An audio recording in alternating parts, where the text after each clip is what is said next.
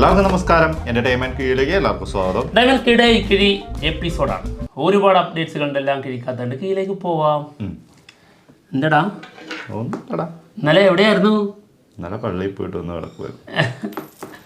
Tile okay, ആ തുടങ്ങിക്കോട്ടെ.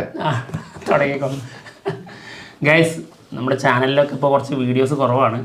അതിന് കാരണം ഉഴപ്പല്ല, കുറച്ച് കൂടുതൽ ഹെവി വർക്ക് ചെയ്തുകൊണ്ടിരിക്കുകയാണ്. അതെ, വരും ദിവസങ്ങളിലൊക്കെ നിങ്ങൾ അറിയിച്ചേക്കാം. First കീഴി okay,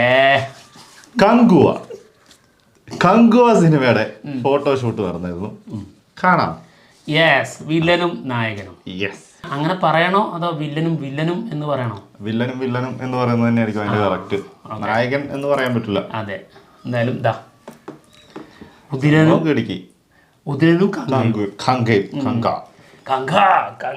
Kanguva. ഓക്കെ, അടുത്ത ഗിരി.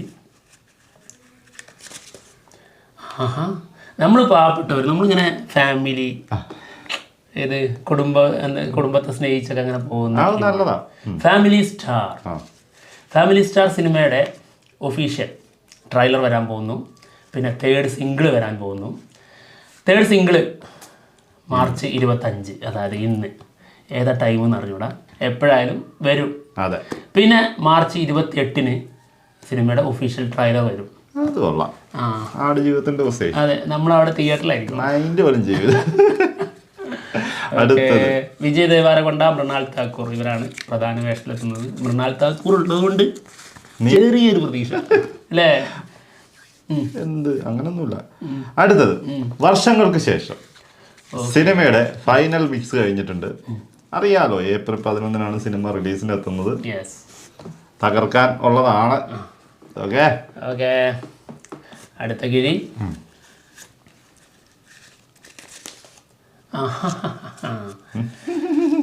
നമുക്ക് വയലൻസ് ഒന്നും വേണ്ടെന്ന് ആദ്യമേ പറഞ്ഞല്ലോ. അതായത് നന്നായി ആ പറച്ചില്. ഞങ്ങളിങ്ങനെ ഫാമിലി, പിന്നെ അതുപോലെ റൊമാൻസ്, കോമഡി റൊമാൻസ്, ത്രില്ലർ. എന്ത് ത്രില്ലറിലെ ജീനി സിനിമയുടെ ഫസ്റ്റ് ലുക്ക് പോസ്റ്റർ വന്നിട്ടുണ്ട്. ഇതേ അലാവുദ്ദീൻ്റെ അത്ഭുത വിളക്കിൽ നിന്നും ഇറങ്ങി വരുന്ന ജീനി. യെസ്, ആ ജീനി തന്നെയാണോ ഈ ജീനി? പേരിടൂലല്ലോ, അത് പറയാൻ പറ്റില്ല. പേര് ജീനിന്ന് പേരുള്ള ആൾക്കാരുണ്ടാവും. പിന്നെന്താ, അതിനെന്താ അംശം? ഇവിടെ അല്ലേ ഇല്ലാത്തുള്ളൂ, വേറെ എവിടെയൊക്കെ ഉണ്ടാവും. സംഭവം എന്താണെന്ന് അറിഞ്ഞൂടാ. എന്തായാലും 100 കോടി ബഡ്ജറ്റിൽ വരുന്ന സിനിമയാണ്. AR റഹ്മാനാണ് ഇതിന്റെ മ്യൂസിക്. AR റഹ്മാൻ മാത്രമല്ല, അർജുൻ ജൂനിയർ. രണ്ടുപേരാണ് മ്യൂസിക്. ഓക്കെ, പിന്നെന്തായാലും അതിലെ നായികമാരാവുന്നത് കൃതി ഷെട്ടി, നമ്മുടെ വെറുപ്പിക്കൽ പേരോ കല്യാണി പ്രദർശൻ,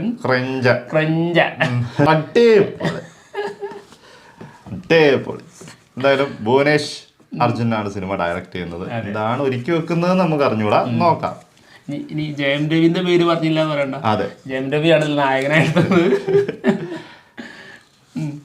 കമൽ ഹാസൻ ലേറ്റസ്റ്റ് ആയിട്ടൊരു ഇന്റർവ്യൂല് ഒന്ന് രണ്ട് സിനിമകളെ കുറിച്ച് പറഞ്ഞിട്ടുണ്ട്. ഒന്ന്, ഇന്ത്യൻ 2, 3.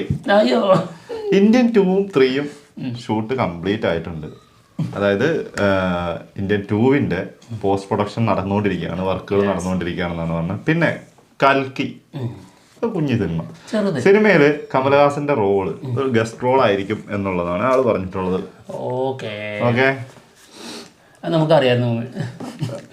ഓക്കെ, അടുത്ത കീഴി ഡിയർ സിനിമയുടെ ഫസ്റ്റ് ലുക്ക് വന്നിട്ടുണ്ട്. വയലൻസിലേക്ക് വരുന്നില്ലല്ലോ, തുടക്കം മുതലേ വയലൻസ്. നമുക്ക് പ്രണയം, അതാണ് ഫ്രണ്ട്ഷിപ്പ് അല്ല, ഒതുങ്ങുന്നത് നല്ലതാണ്. കുറെ തിളച്ച് നടന്നിട്ടുണ്ടല്ലോ ആ ടീമുകളൊക്കെ, ഒരു ഒതുക്കം വരുന്നുണ്ടല്ലോ, നല്ലതാ, വളരെ നല്ലതാ. എന്തായാലും ഡിയർ സിനിമയുടെ റിലീസ് ഡേറ്റ് ഏപ്രിൽ 11. സന്തോഷമായോ? ഏപ്രിൽ 11 വെക്കണം കേട്ടോ, ഒന്നും വേറെ മാറ്റരുതേ.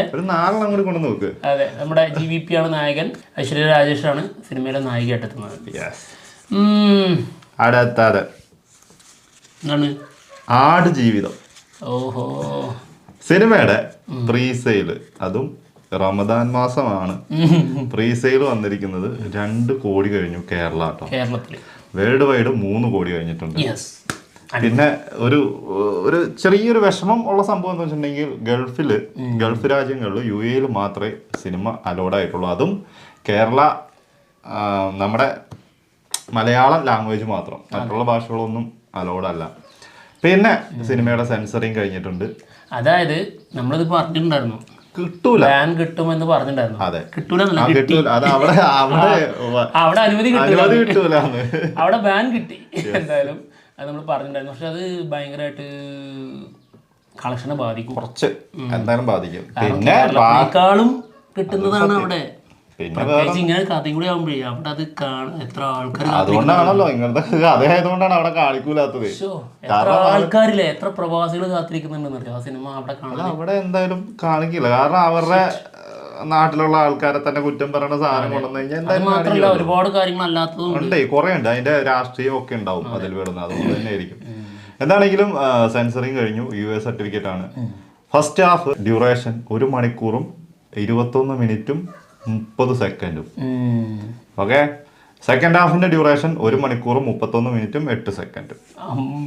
ഏകദേശം 2:52, ഏതാണ്ട് 3-ന് 53 മിനിറ്റ്, 2 മണിക്കൂറും 53 മിനിറ്റും വരും. അടുത്ത കിഴി ആവേശം. നമ്മളിവിടെ ഇങ്ങനെ പക്ഷെ രംഗ അത്രക്ക് പറ ബാക്കി എന്നിട്ട് ഞാൻ പറഞ്ഞുതരാം. രംഗ വയലൻസ് ഉള്ള ആളാണ്.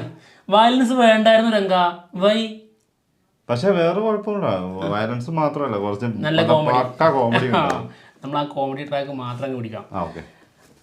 ആവേശം സിനിമയുടെ പുതിയൊരു പോസ്റ്റർ വന്നിട്ടുണ്ട്. ഇതേ കൊടൂരം വേറെ ലെവല്. എന്റെ മോൻ. ഏതായാലും അടുത്തത് രംഗ, മലയാളി ഫ്രം ഇന്ത്യ.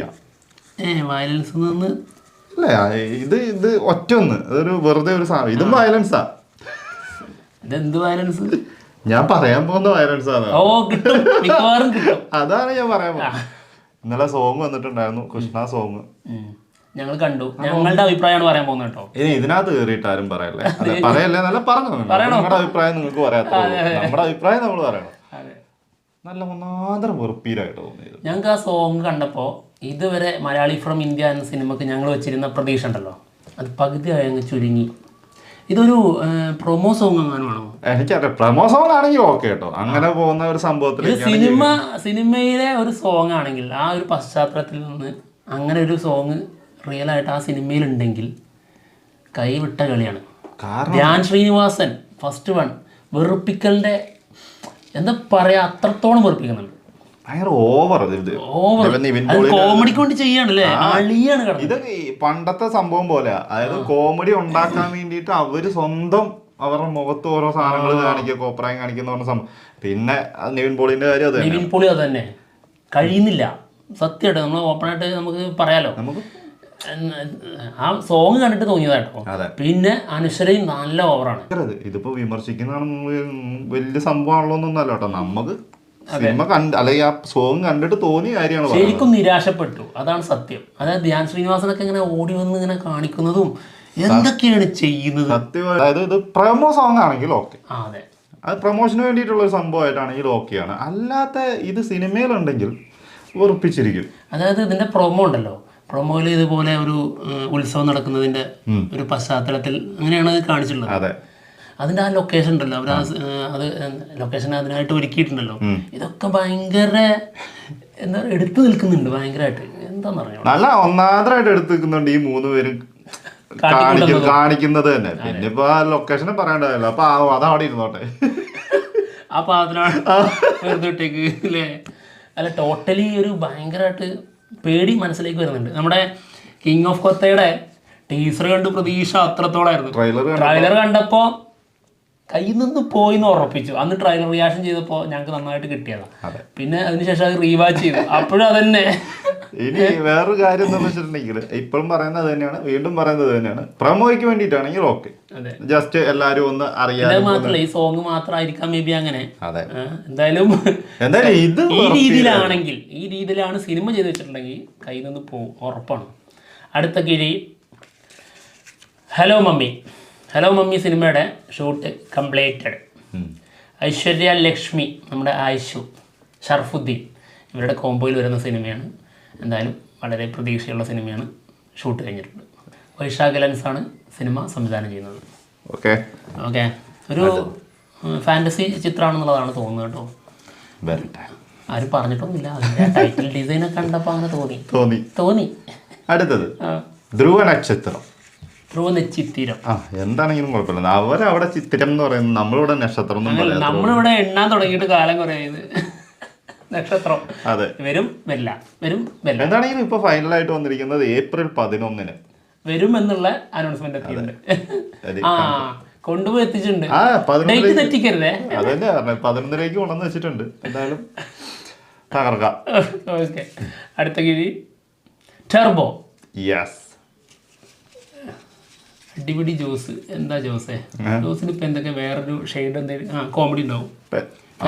കോമഡി ഉണ്ടാവും. വയലൻസ് നമുക്ക് മാറ്റിയേക്കാം, അതിലേക്ക് ശ്രദ്ധിക്കണ്ട നമുക്ക്. പക്ഷെ മമ്മൂക്ക പറഞ്ഞത് അവിടെ മനസ്സിൽ കിടക്കുന്നുണ്ട്. എന്താ വേണ്ടത്? ഇടി. തരാം. അതൊരു സത്യം. ഇനി എത്രയൊക്കെ മാറ്റിവെക്കാൻ ശ്രമിച്ചാലും ഇടി തന്നെ. എന്തായാലും ജോസേട്ടൻ വരുന്നുണ്ട് ടീസറായിട്ട്. എന്നാന്നറിയോ, ഈ മാസം, അതായത് ഈസ്റ്റർ സ്പെഷ്യലായിട്ട് ഇതിന്റെ ടീസർ വരും എന്നുള്ള സൂചന വരുന്നുണ്ട്. നമുക്ക് നോക്കാം. പല സ്ഥലങ്ങളിലും മറ്റൊന്നും കൂടി കേൾക്കുന്നുണ്ട്. ഈ ആടുജീവിതം സിനിമേന്റെ കൂടെ ഇറക്കി വിടും എന്നൊക്കെ പറയുന്നുണ്ട്. അതെന്തായാലും ഉണ്ടാകാൻ ചാൻസ് ഇല്ലാന്ന് വിചാരിക്കുന്നു. ഇത് സോഷ്യൽ മീഡിയയിൽ കണ്ടതാണ് ഈ സംഭവം. നമ്മൾ ഈ ആടുജീവിതത്തിന്റെ കൂടെ അറ്റാച്ച് ചെയ്ത് ടീസർ കാണിക്കുന്നുള്ളത്.